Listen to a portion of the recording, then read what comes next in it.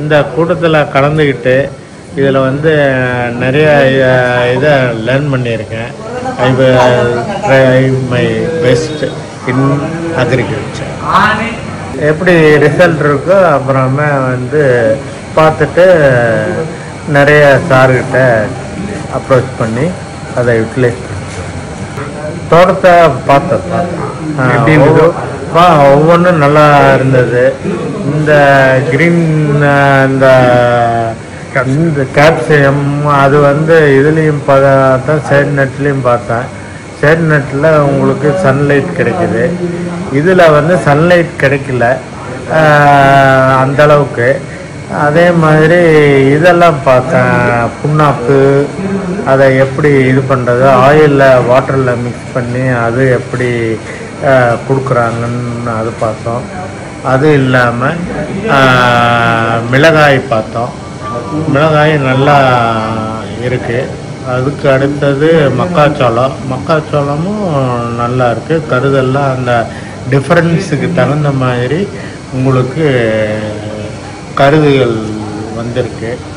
அதுக்கடுத்து வாழை ஒரு டிஸ்டன்ஸ் ஒன்று தான், ஆனால் ஒன்றுக்கு ஒன்று, அதாவது ஒரு வாழைக்கு ஒரு கன்று, ஒரு வாழைக்கு 2 கன்று, ஒரு வாழைக்கு 3 கன்று, அந்த மாதிரி. ஈவன் 3 கன்று வச்சுருந்தாலும் வந்து 15 மாதத்தில் ஒரே மாதிரி தார் கிடைக்கிற மாதிரி தார் சொல்லியிருக்காரு. ஏன்னா தார் நாங்கள் பார்க்கல, வருங்கிறது அவர் செஞ்சு பார்த்து ஆந்திராவில் பண்ணதை சொல்லியிருக்காரு. அதை வாழை போடும்போது ட்ரையல் பார்க்கலாம். அதுக்கு அடுத்தது பருத்தியும் வந்து நல்ல ஈல்டு, நல்லா சொப்பி இருக்குது. நீங்கள் சொல்கிற மாதிரி 40 குவிண்டால் பெர் ஏக்கருக்கு வரும் அப்படிங்கிறது பார்க்கும்போது தெரியுது. அது முன்ன பின்ன ஒரு 2 குவிண்டால் அதிகமாக வரலாம், 2 குவிண்டால் கம்மியாக வரலாம். வெயிட் போட்டு பார்த்தா தான் எனக்கு தெரியுது. மீதி முருங்கையே அதுவும் நல்லா இருக்குது. அவர் சொன்னார், இப்போ இன்னைக்கு சொல்லலை, வந்து சைடில் இதை நுனியை கிள்ளனோம்னா அது மெச்சூரிட்டி ஆகிறதுக்கு லேட் ஆகும்.